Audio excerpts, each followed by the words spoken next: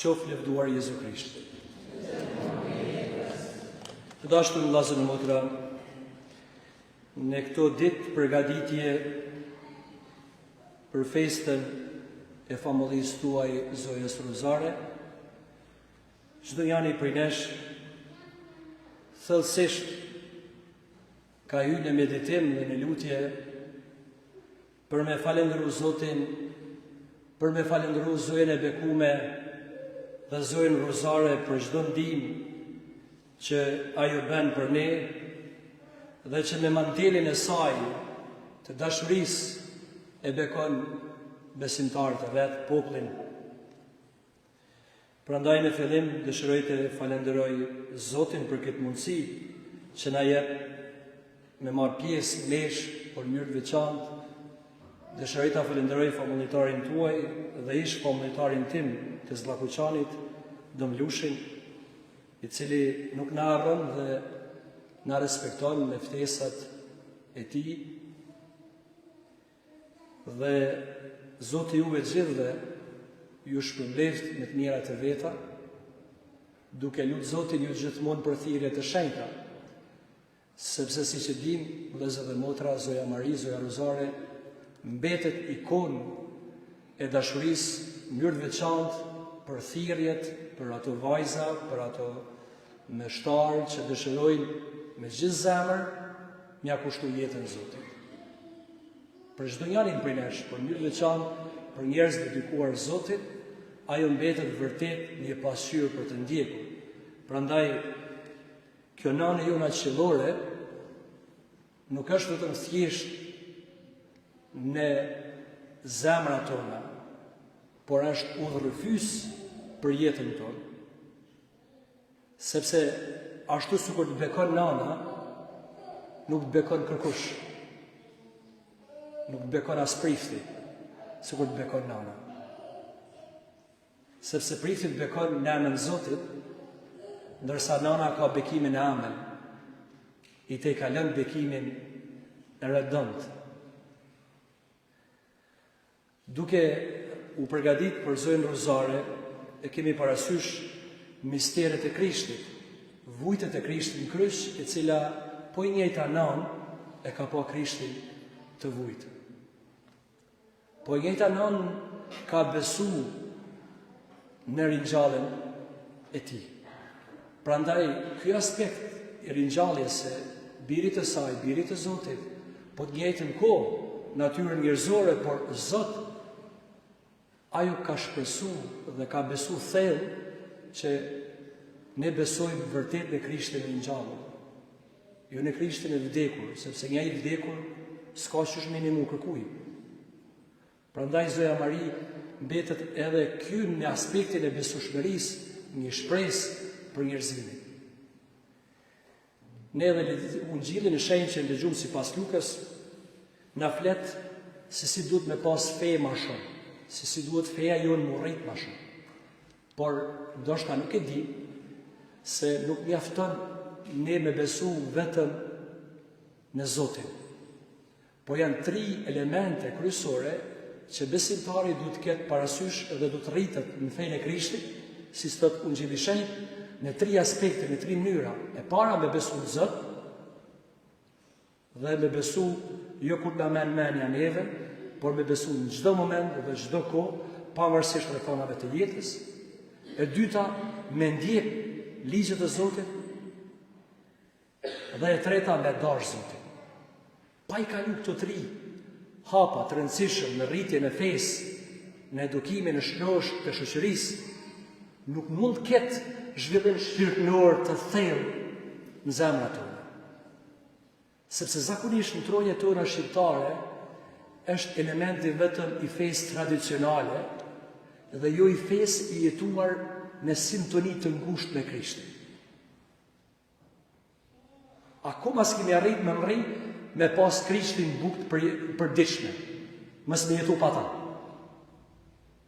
E dojmë, mundohemi me ndjek deri dikun, por nuk e jetësojmë. E para se me jetësu, duhet vërtet me gjithë zemër, me lutë Zotit ma shumë, për më mujtë me njoft, me lutë Zotin me na shtu fen për më mujt me ndjek, dhe kur ta njohim dhe ndjekim mësimin e Zotit, pastaj e dojmë dhe në mujt me ne pa ta.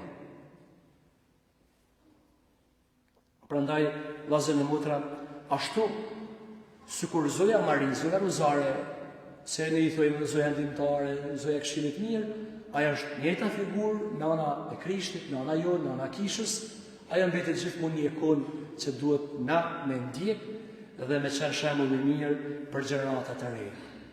Sepse çka do të mbjellim, thot Krishti do të korrim. Nëse ju si familjar, po dhe ne si njerëz të kushtuar Zotit, mundohemi me qenë pasqyrë e mirë, edhe brezëri do të bëhet jo vetëm I mirë, por do të bëhet edhe më të mirë se na.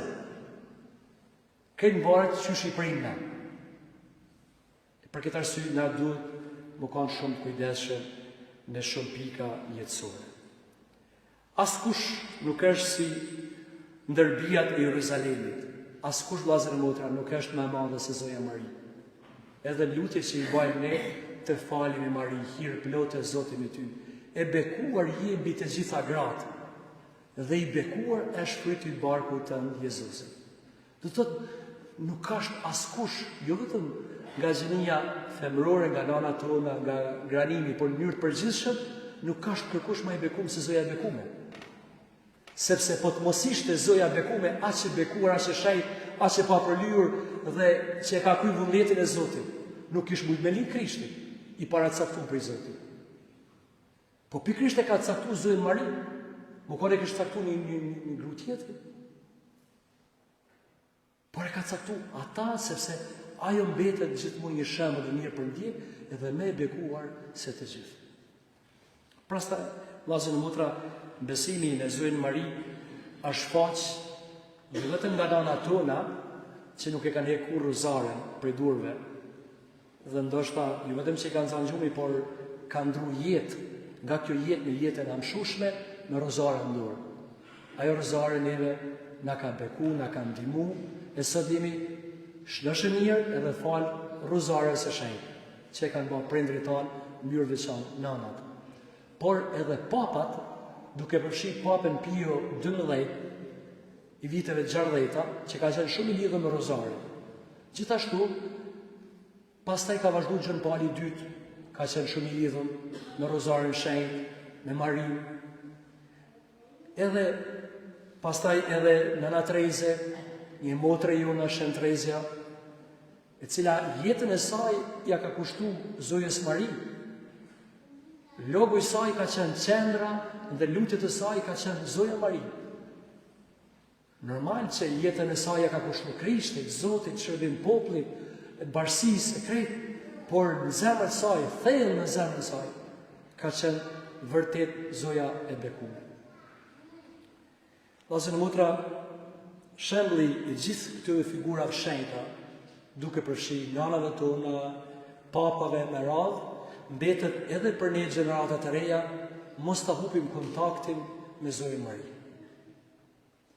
Ju tregoj një shembull konkret nga jeta ime personale.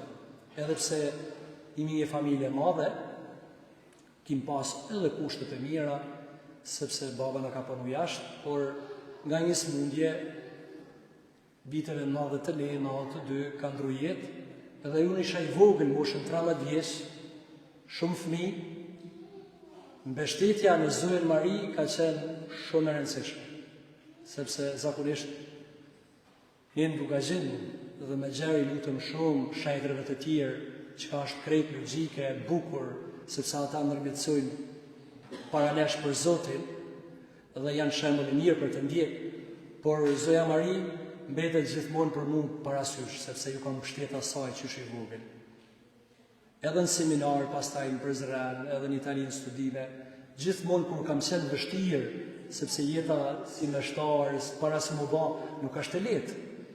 Ne I shohim priftat të çugurum, motrat e nderit, por ata para se më kushtu jetën Zotit, kalojnë vite shumë vështira. Nuk bahen rastisht.